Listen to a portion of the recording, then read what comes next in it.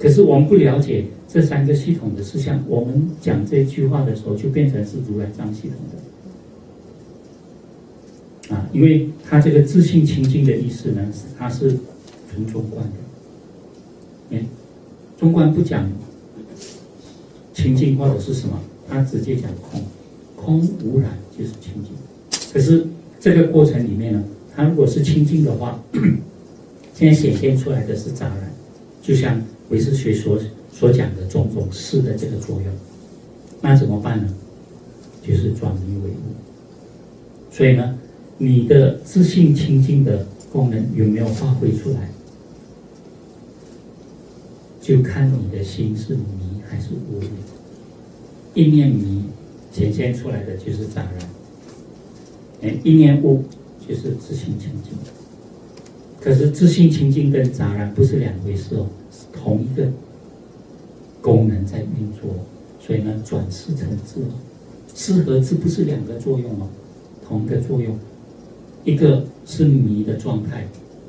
一个是染的状态，然后一个是悟的状态，是智的状态，这样子而已嘛。静的状态，悟了就静了。所以同样一个作用，同样是心的作用，自性的这个作用。可是呢，为什么我们看到的是杂染？因为你的心处在迷跟染的状态。你一念悟了以后呢，清净了，你看到的就是这个清净的。所以看起来很简单哦，可是这一念迷跟悟呢，功夫就在这里了所以他就提到这样了以后呢，他就说禅的境界呢是什么？就定慧一体，定慧无二。因为我们一般上把定和慧分开嘛，定和慧就不是两回事，是一回事。这个是六祖坛经里面一个很特别的思想。因为传统的所有的修行是禅定和智慧是分开的，还有先修定才修慧，或者先修慧才修定，止观，对不对？修行的方法叫止观哦，所以我们就现在很多禅法里面就说你是修止的，你是修观的，止禅跟观禅然后修止修观里面呢，就有先修止，后修观，先修观后修止。可是，在六祖坛经里面直接告诉你，定和慧不是二，是一体。那一体呢，我们刚才提到说，一个沉淀下来那个时候我们这样子讲，还是定和慧有分开，然后再用另外一个方法把这个东西呢清理掉，还是定和慧咯，先定然后再到慧。但是坛经里面呢，它用自性清净，就是直接告诉你说，清净的自性呢，那是空，是无染的。所以它运作的时候是定和慧的这种作用，它这个作用呢，就是在自性清净的作用里面，所以它不是分开的。那么它显现只是一个比较内在，一个比较外在的作用。反而他说的这个跟我们传统的定和慧或者止和观的修法有一点不同。一般上我们说慧帮我们解脱，可是在定慧一体的时候，他告诉你定是慧的体，内在的作用，然后慧是定的用，他反而是讲成这样，好像是定作为一个中心。但是呢，我们不要以为说这个定就比较内在，慧就比较外在，它又不能分开你分开的话，它又定和慧分开，它又是一体。然后一体的时候，它就会有不同的显现的这个显现的状态或者是功能所以一个是定的，定的为什么说定是体呢？因为处在不动的状态我们不被任何的这个状态干扰，这个不动。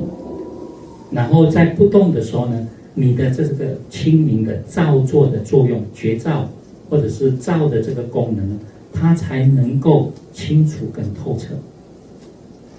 所以你这两个一定要一体哦。所以后来我们讲到的默照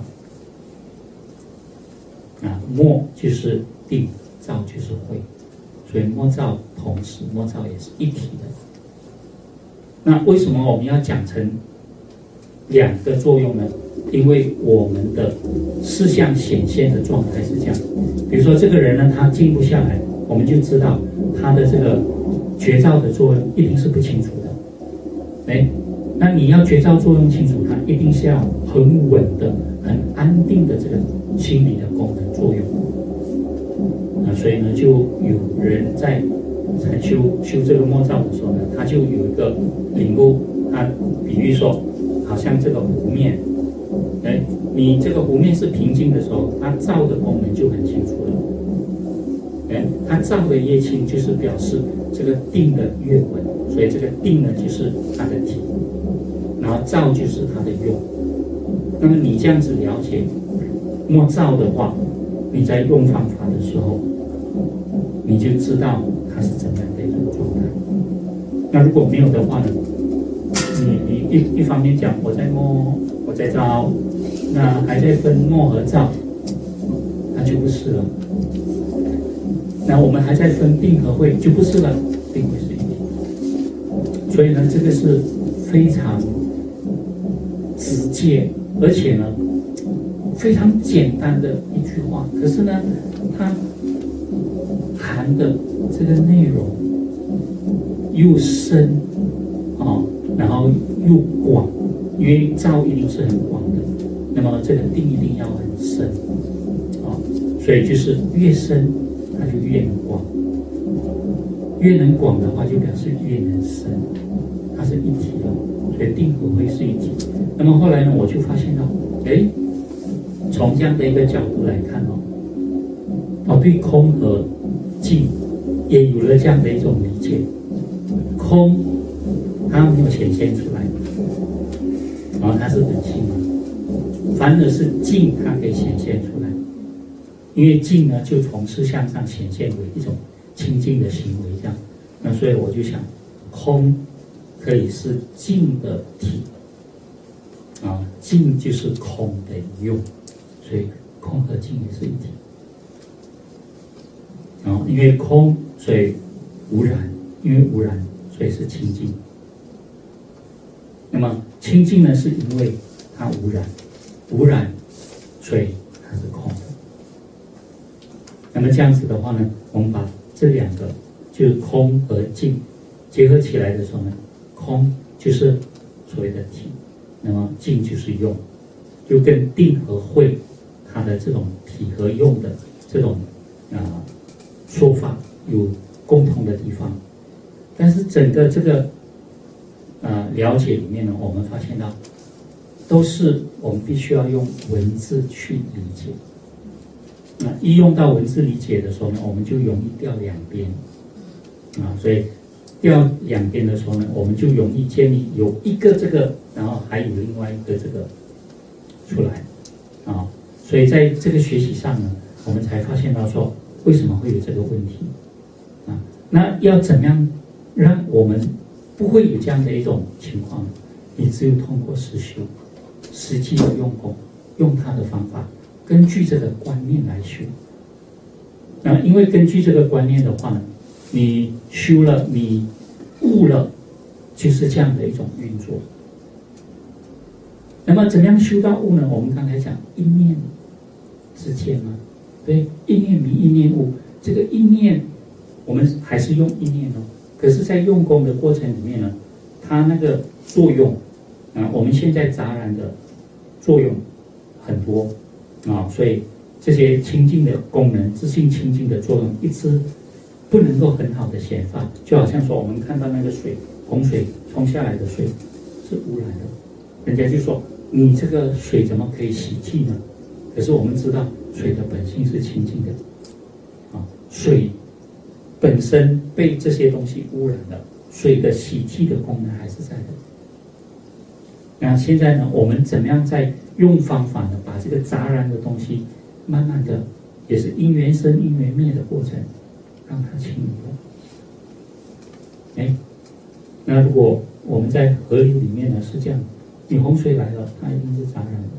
但是呢，过了一阵子呢，慢慢它过去了以后，水还是清净的。但是你直接从那个杂染的作用里面呢拿出来我们说让它静下来，然后把那个过滤掉，你看到水还是清净的。你先拿起来了一杯的水用这个方法让它沉淀，然后让它过滤，就这杯水是清净的。然后等下呢，你看到这个河流过了几个小时以后呢，那些杂染的被冲掉了以后，那个水跟这个水它是一样的。所以我们这个杯，我们拿起来，这个是一切的众生都是杂染的，我们就拿了一杯水，就好像自信了，它是清净的。你只要用这个方法训练，然后呢，你就能够让这个水它清净的功能完全发挥出来，这个水就可以喝了，就是清净的。所以它需要这样的一个过程，修行的这个过程。但是我们也先要有这样的一个理解，你有这样的一个理解，你在用功的时候才是能够达到这个效果。所以我们现在发现说，很多人他不理解这个，或者是有一个很含糊模糊的观念，知道自信清净，可是呢笼笼统统的，因为他不能从佛教的这个不同的体系角度呢去理解为什么自信是清净，只是一个观念，甚至认为有一个东西叫做自信，这个自信呢是清净的，那么所有的东西是杂染的，是围绕着它，我们是把这些杂染清理掉了以后，让一个叫做清净的真如的功能再显现出来，这个是我们会造成的一种理解。但实际上呢，这边不是这样子讲的。《六祖坛经》里面没有这样子讲说，还有一个东西叫真如的，然后这个真如呢是清净，它是告诉我们说，只是你的心在迷和悟之间而已。自信都是清净，真如也是清净，但是不是有个东西叫真如，不是你的心里面还有个东西叫真如。那么这个呢，就是比较像，或者是属于中观系统的那种观念，毕竟空。所以空就是清净，就这样子了。所以不是再有一个东西叫自信，或者再有一个东西叫本性。我们很多人还会掉到这个观念里面。所以呢，不是有一个东西呢叫智慧，相对于它的是事，不是，它就是所有的一样的功能在运作。不过它清净了，我们把它称为智慧；它杂染的时候，我们叫它是事。转识成智嘛，就是唯识学的这种修行的方法。所以都是新的功能、新的作用在运作了。那么这个运作的时候呢，因缘生，因缘灭，所以它本性是空，这样就理解了。所以我们在修行的时候也是因缘生、因缘灭的过程。那因为心有这样的一种觉知、觉悟的功能，我们叫它佛性。那这个佛性呢，不是有一个东西叫佛性，佛性也是从缘起有这个功能的所以这样子自信清净，这个观念清楚了，你修行的时候呢，不是在追逐一个什么东西，而是在修行的过程中，慢慢的让这个杂染的，像水里面这些杂染的东西慢慢沉下来，慢慢过滤掉，然后你的自信的这个清净功能自然就显现出来了。显现出来也不是有一个东西叫自信，而是整体的这个心的功能。这样是你悟了，它就是这样的一回事。你没有悟的话，显现出来的是杂染，所以唯心所现，所有的一切相是我们的心现。所以心净就国土净。佛的世界为什么是清净的？因为他的心是清净的，显现出来的一切当然是清净的。我们的心是杂染的，加了太多东西进去了，是我们在造作的过程里面污染的东西杂染的东西。那么这些东西有没有黏住你的心？没有，因为心本性是清净，杂染本身也是清净的，因为它只是显现出来的现象，我们用杂染这个词来说明它。你悟了以后就没有所谓染和净，因为心的清净是本然性的。我们显现出来的现象杂染和清净呢是有相的，因缘生因缘灭，所以也是不垢不净，也就是不染不净的。所以呢，为什么禅师他们开悟了以后，原本他的某一些行为，我们说是一种习气，跟烦恼相应的一些习气，可是到他开悟了，一念悟了以后呢，所有的这些行为就转成善巧跟方便，在度众生了。因为你的心有烦恼有杂染的时候，你这个行为显现出来的时候，它是会干扰别人、伤害别人。同样这样的一种行为，你的心是清净，它显现出来的时候，它就是度众生的方便。所以禅师开悟了以后呢，他没有改变什么东西，他还是继续的在用。我们说这些杂染的东西沉淀下来，你不要说它都是不好的东西，有些它杂染是因为它混在一起的时候看起来杂染，你懂得用它，可能这个里面呢有很多东西，说不定也真的是可以吃的东西啊。所以里面的矿物，你说它还有一些菌什么之类，我们身体需要的啊。所以人家说太干净的水啊，喝下去没有营养的嘛，对不对？啊，所以我们就了解说，这些呢实际上都是有用的东西。你不懂得用，所有的东西都是没有用的。所以，有这样的一个中医的故事嘛，这个学徒到山上去，老师说你去找一个不是药草的草回来。那去了什么都找不到，每个都是药草。那你把这些药草带回来，他说我没有办法，因为每一种都是药草。就你懂得用它，它就对了；不懂得用它，它就杂染的东西。所以我们的心显现出来是清净的功能，还是杂染的作用？是你的心在迷和无之间。迷的话。你看我们在迷的状态，所有的行为杂染了，所有的行为出来，甚至有时候我们也发现到这种情况嘛，这个人很好心，可是他讲话都是伤人的，我们也不说他不好，可是杂染啊，所以他的话出来，明明一句好话，别人听了都不舒服，可是有一些人呢，他讲什么话，大家都很欢喜，都很温馨。甚至被他骂都觉得哎呦好哦，你们被师父骂的时候不是觉得很好吗？还怕师父不骂你啊？骂的时候用的句子，哇，有时候还蛮重的，可是听完了以后很欢喜。因为师父在讲这句话的时候，他是清净心在讲啊。佛陀呢骂弟子，你们很愚痴。哎呦，我们看，哎呦，佛陀怎么用这样的句子？你看看佛陀在骂这个弟子愚痴的时候，就真的像父亲在教他儿子，那种情况这样子就我们说拱音啊，就骂你真笨，拱音啊，你这样子就是笨笨的孩子，可是这个笨里面充满了多少的那种慈爱在里面。可是呢，我们一讲哇，别人就受不了了，那个画出来这个杂染的，所以我们就看到，这个自性清净，悟了就没有自性见，所以佛说的法都没有自性见在里面。开悟的祖师讲的话，看起来有我有常乐我净，可是呢一讲出来，我们就知道那个是没有自性见的，就从中观的角度来看，没有自性就空。